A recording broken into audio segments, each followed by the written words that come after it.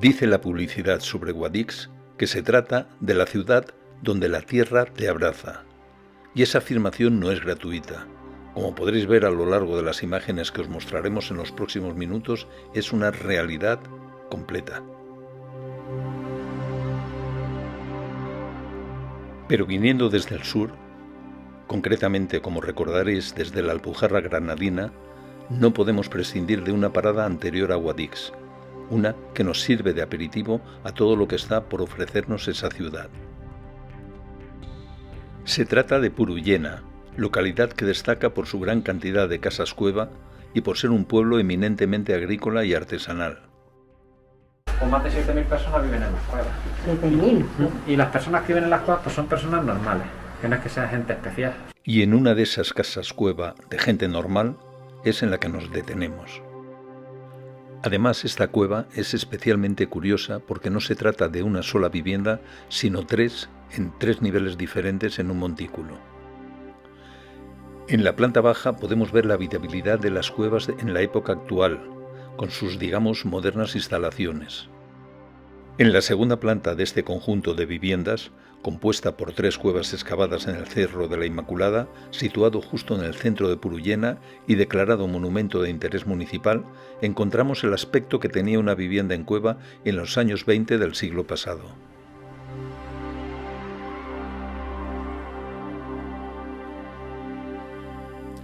Aquí desaparecen muchas de las comodidades de la planta baja para dar espacio a los aperos propios de los oficios habituales para los habitantes de esta localidad hace un siglo. Un pueblo eminentemente agrícola y artesanal, cuyo producto más conocido es su cerámica decorada con azul cobalto.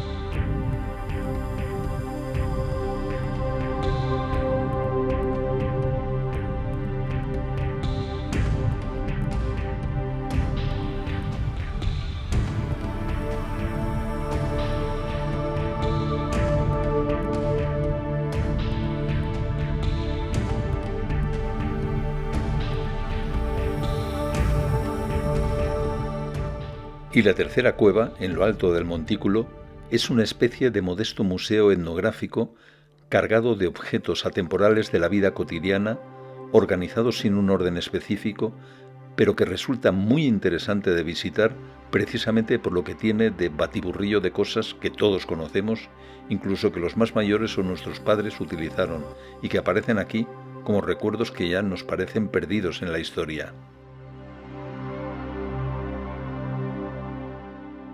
Sin duda, un espacio para la nostalgia y para el recuerdo de lo que fue nuestro país en la zona rural hace apenas un centenar de años.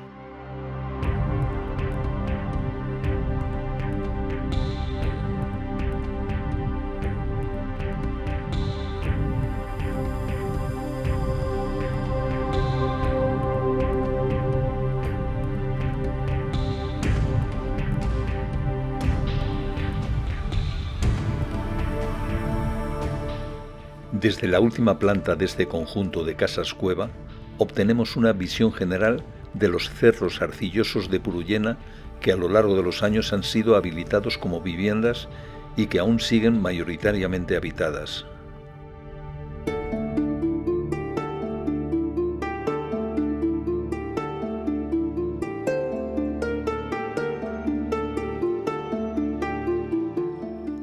Conduciendo con la autocaravana por la antigua carretera general que conduce a la vecina Guadix, cruce de caminos desde la antigüedad que conectaba la costa almeriense, las tierras granadinas y la Andalucía interior con el resto de la península, vamos descubriendo más y más cerros de arcilla excavados para convertirlos en viviendas en las entrañas de la tierra. Muy cerca de la plaza de la catedral, llegamos al anochecer al área para autocaravanas de Guadix. En Guadix tienen una área inmensa, es una explanada tremenda, grandísima, pero que nos costó un poquito encontrar dónde estaban los servicios, porque estaban precisamente fuera, antes de entrar, y no los habíamos visto. Vamos a hacer una visita, hace un frío tremendo, porque se ha levantado un viento helador, que ya podéis ver cómo voy, que parece que voy una expedición al polo. En la sierra, desde luego, está nevando, hay nieve, y aquí aunque no la hay, pero vamos, el frío es bastante peor.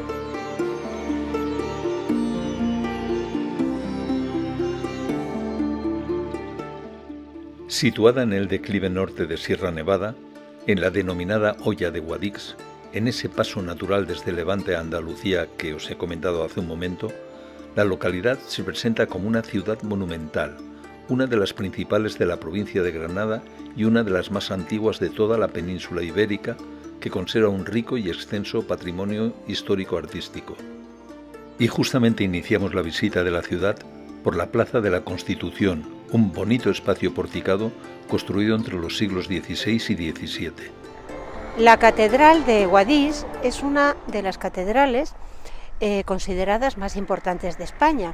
Es una catedral que además se tardó varios siglos en construir y entonces tiene una mezcla de estilos, tiene gótico, tiene renacentista y tiene barroco. Podéis ver qué bonita es la fachada y ahora iremos a verla por el otro lado, que también es espectacular.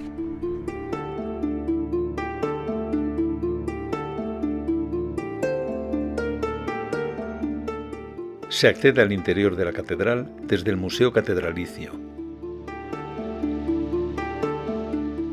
Con toda seguridad, la Catedral de Guadix no es la más grande, ni la de mayor ornamentación, ni la más rica de Andalucía, pero sin embargo es una auténtica joya que bien merece una visita para admirar su hermoso entramado en las bóvedas, el fabuloso coro y el no menos preciosista altar mayor.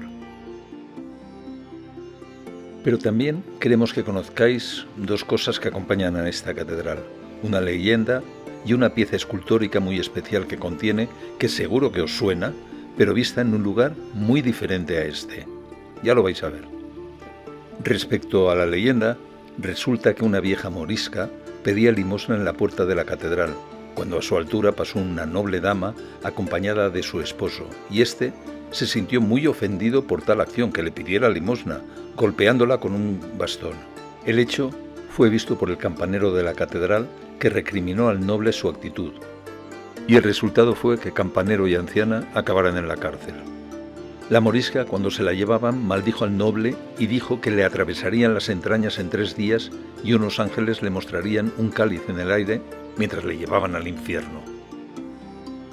Y así ocurrió puntualmente, y el cáliz de aire aún puede ser visto.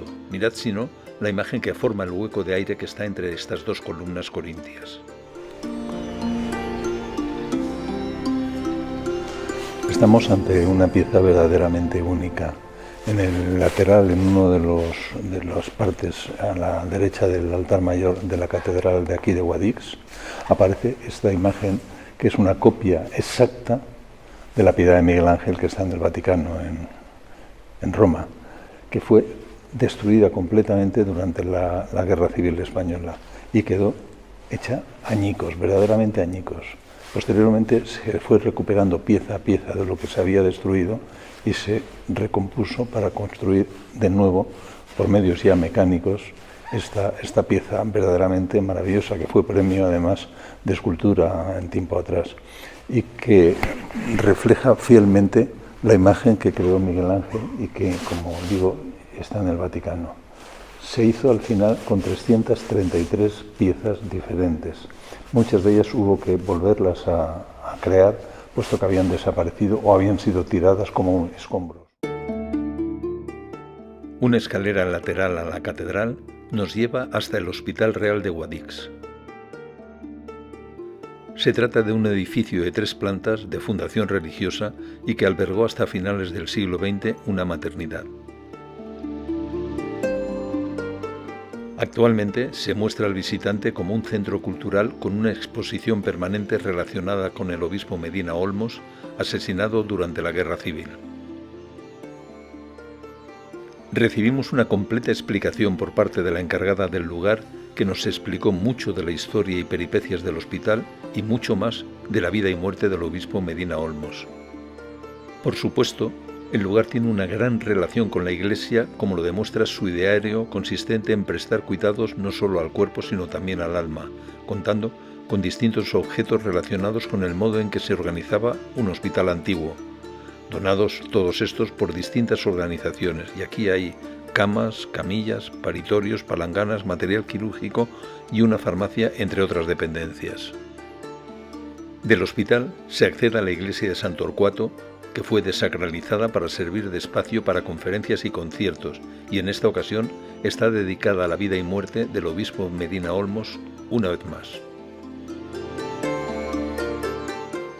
De camino al barrio de las Cuevas, pasamos junto a las murallas de la Alcazaba, edificación realizada con fines defensivos y que está formada por una gran muralla y diversas torres cuadradas y data de los siglos X y XI, aunque fue posteriormente ampliada en época nazarí. Y llegamos al barrio de las Cuevas. Excavadas por los denominados picadores o constructores de cuevas, e incrustadas dentro de los cerros arcillosos que constituyen un modo de vida diferente y dan lugar con sus blancas chimeneas a un paisaje único de esta región que sin Puruyena acogía a un numeroso conjunto de habitantes fijos, aquí en Guadix cuenta con más de 2000 viviendas subterráneas habitadas, que, a decir de quienes las habitan, disfrutan en su interior de todas las comodidades de una vivienda moderna, con la adición de sus beneficios naturales como son la temperatura constante entre 18 y 20 grados y la tranquilidad y el silencio que aporta su aislante natural. Visitamos una casa-cueva cercana a la Ermita Nueva, que no podemos visitar por estar cerrada, que su orgulloso dueño nos muestra con gusto y con el óbolo de €1 por persona, por supuesto, que no nos parece nada exagerado, la verdad. Nuevamente, como ocurrió en Puruyena, nos encontramos con una vivienda dotada de razonables comodidades, como vivienda troglodita, claro. Los constructores de cuevas o picadores utilizan una técnica ancestral a base de la construcción de una primera pieza, llamada portal, desde donde se abren el resto de las habitaciones con ausencia de puertas que son sustituidas por cortinas para facilitar la ventilación. Entre la puerta exterior, la ventana y la chimenea se crea una corriente de aire que tiene siempre a la cueva ventilada. La salida de humos de la cocina se obtiene perforando verticalmente hasta ella con chimeneas montadas sobre los cerros y construidas con argamasa y ancladas después. Desde la parte superior de la casa-cueva que visitamos se obtiene una visión del conjunto de la ciudad baja con la catedral y la Alcazaba como edificaciones más notables que resulta verdaderamente excepcional.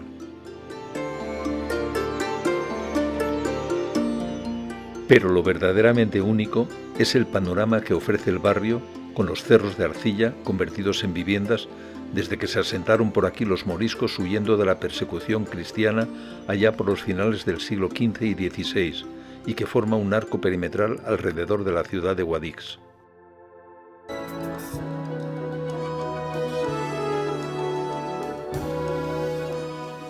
No es de extrañar, por tanto, que tantas y tantas películas se hayan rodado en este ambiente único en el mundo, hasta el punto de crear un turismo específico denominado Guadix de Cine, destinado a buscar en la ciudad sillas de directores cinematográficos orientadas de forma que el turista pueda ver el panorama que tenía delante la cámara del cineasta.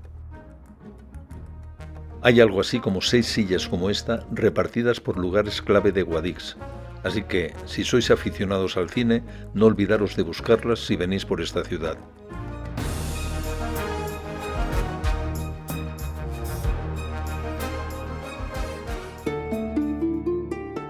Y por supuesto, hoy comemos en una taberna del barrio de las Cuevas, propiedad de un paisano llamado El Piernas, que nos dio magníficamente de comer.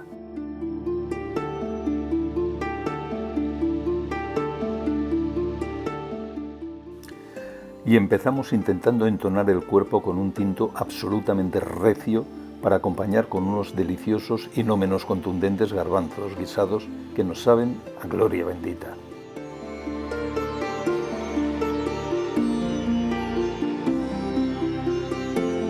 ¿Qué os podemos decir de Guadix? Pues que merece la pena verlo, es una auténtica pasada, pero hoy la verdad es que no hemos encontrado ningún turista.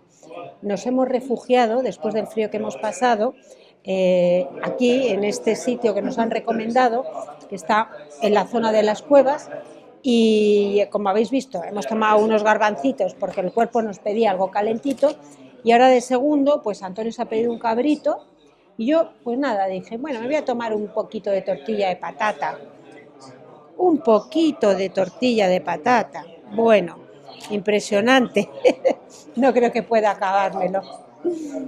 Pero hemos entrado en calor ya, estamos muy a gusto.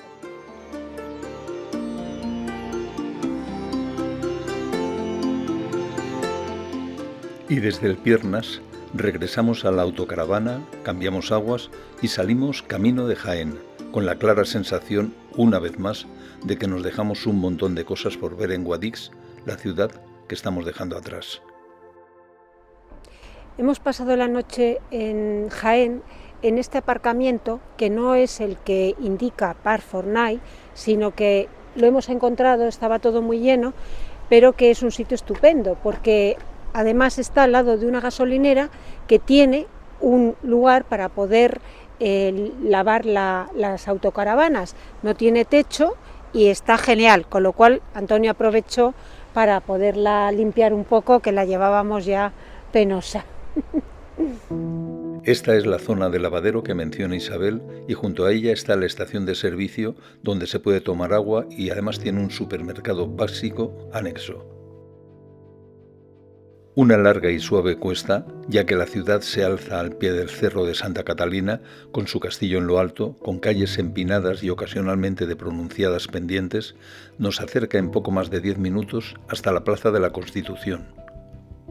Desde esta amplia superficie, bordeada de edificios de nueva planta, nos adentramos ya por callejas del centro histórico hasta los alrededores de la catedral de esta ciudad, que ostenta el rimbombante título de muy noble y muy leal ciudad, guarda y defendimiento de los reinos de Castilla, quizá como reconocimiento a su actuación durante la Reconquista como plaza fuerte en la frontera de los reinos castellano y musulmán. La bella Catedral de San Salvador es un templo gótico renacentista que tuvo que ser prácticamente reconstruido en el siglo XVIII y que muestra en la actualidad su fachada estilo churrigueresco con una amplia balconada que la rodea y que es única en España, dando la impresión más de palacio que de iglesia, sobre todo si prescindimos de las dos torres campanario de bonita estampa gótico-mudéjar. Hay una leyenda de fantasmas de la Catedral de Jaén que habla de un niño que se subió a la torre y en un momento determinado se cayó y se mató. Y hay muchas referencias o testimonios que han visto tanto feligreses como el sacristán, donde se ve a un niño corretear, un niño entre 10 y 12 años, corretear en muchísimas ocasiones. Menudo ventarrón, se me va a volar el sombrero. Bueno, pues ese fantasma se dice que es el fantasma de ese niño que se aparece, como digo, en muchas ocasiones, y cuando luego uno va a ver, no hay nadie allí. Entre las importantes obras de restauración que se están llevando a cabo, conseguimos acceder al interior de la catedral por una puerta de servicios lateral a la misma. Y realizamos la visita en completa soledad, puesto que ningún otro turista ni feligres nos acompaña en todo el recorrido por el interior de la catedral.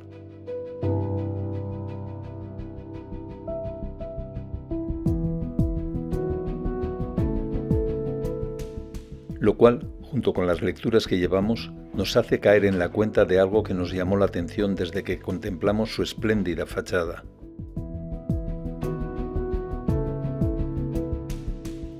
Se trata de que, tanto interior como exteriormente, destaca de esta catedral su similitud en cuanto a concepto arquitectónico a los grandes templos construidos en las colonias españolas del otro lado del Atlántico, lo cual no es extraño, puesto que fue modelo para las edificaciones religiosas del mundo hispano en América tras la conquista.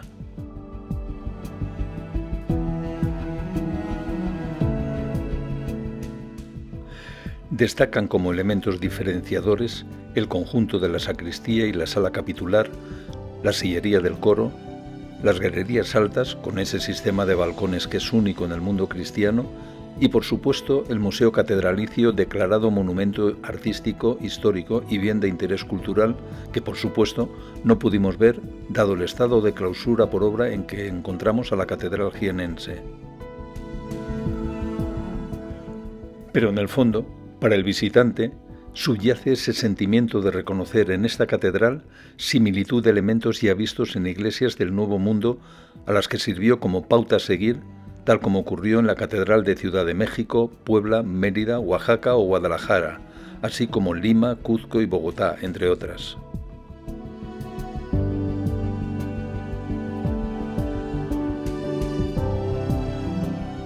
Respecto al órgano del coro de la catedral, se cuenta que sus tubos sonoros fueron desmontados y colocados en el castillo del Cerro de Santa Catalina por parte del ejército republicano durante la pasada guerra civil, dejándolos bien visibles como si se tratara de baterías antiaéreas, suavizando así, ya que no evitando completamente, los bombardeos de la Legión Cóndor sobre la ciudad, que a pesar de las muertes e ingentes destrozos que provocaron en Jaén, respetaron la catedral, y no por espíritu religioso, sino porque dentro estaban prisioneros del ejército franquista y, lógicamente, no iban a acabar con los suyos.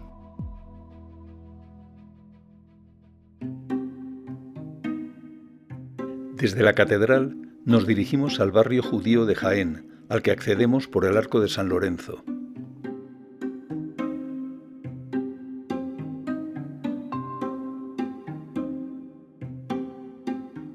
La plaza de San Bartolomé es un delicioso rincón del casco antiguo que aparece dividida en 3 secciones, todas ellas plagadas de naranjos y con una fuente ornamental, la primera, que se encuentra frente a la fachada principal de la iglesia del mismo nombre, y otras 2 adyacentes.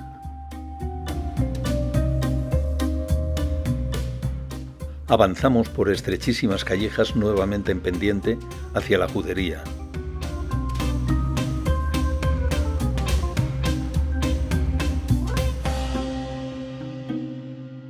En la plaza de igual nombre llegamos a la iglesia de San Juan, una de las más antiguas de la ciudad y probablemente construida sobre una necrópolis ibero-romana de la que se han encontrado algunos vestigios.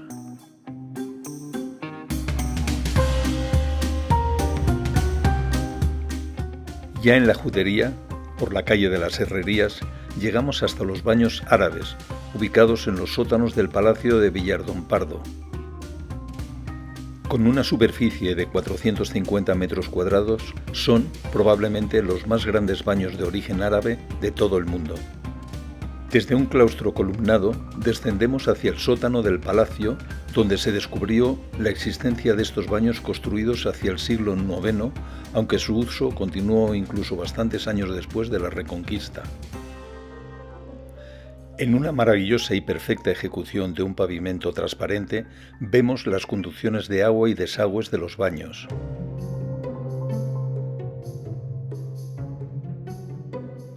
Accedemos desde esta espléndida presentación de los aspectos técnicos de los baños a las salas propiamente dichas de ellos.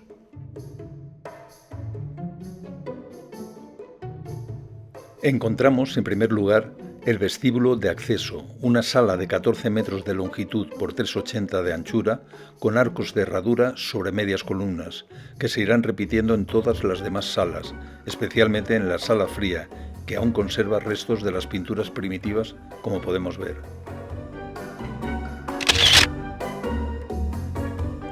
Contigua a estas está esta sala, realmente un gran salón cuadrado de 111 por 11 metros, que a su vez encierra otro cuadrado central, esta vez cubierto por una gran cúpula de casquetes semiesféricos sobre pechinas. Finalmente, entramos en la sala caliente, muy similar a las salas iniciales, que esta vez está cubierta por una bóveda de medio cañón con 15 pequeñas aberturas llamadas lucernas,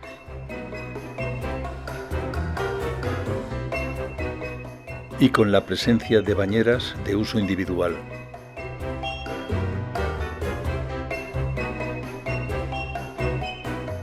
En otras partes de los sótanos del Palacio de Villardón Pardo encontramos nuevas dependencias ajenas a los baños, algunas de las cuales han sido habilitadas como una especie de museo etnográfico con herramientas agrícolas destinadas mayoritariamente a la obtención y tratamiento de la aceituna y su proceso de fabricación de aceite, producto del que Jaén es aventajado productor mundial.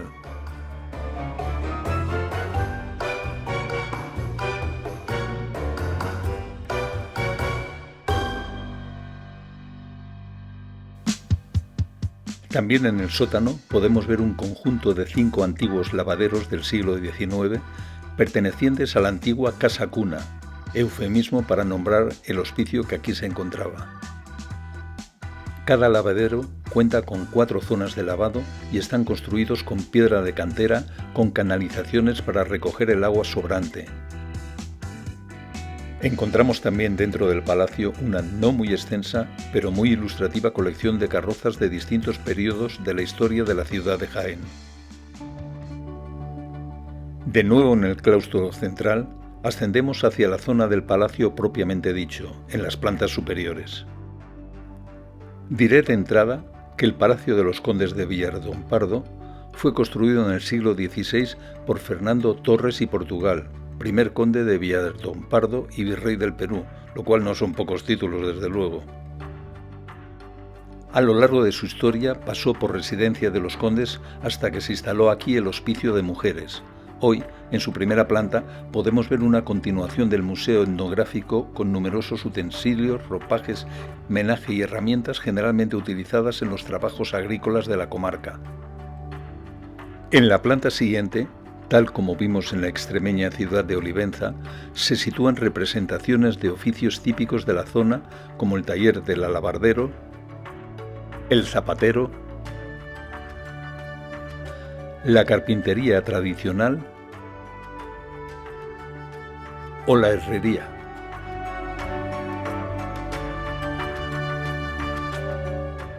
Igualmente, podemos encontrar piezas de mobiliario de diferentes tipos de viviendas, de periodos antiguos y diferentes clases sociales y económicas.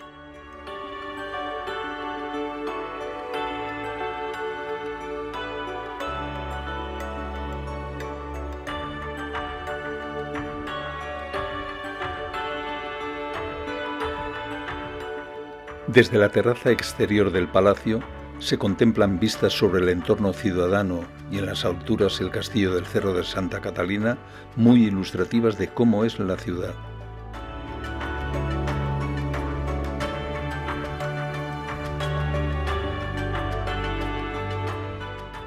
Y ya fuera del palacio nos encontramos con una de las leyendas más simpáticas de las muchas que se encuentran en esta ciudad de Jaén. Nos la cuenta Isabel. Esta fuente, con el lagarto, hace referencia a una de las leyendas de Jaén, concretamente la del lagarto.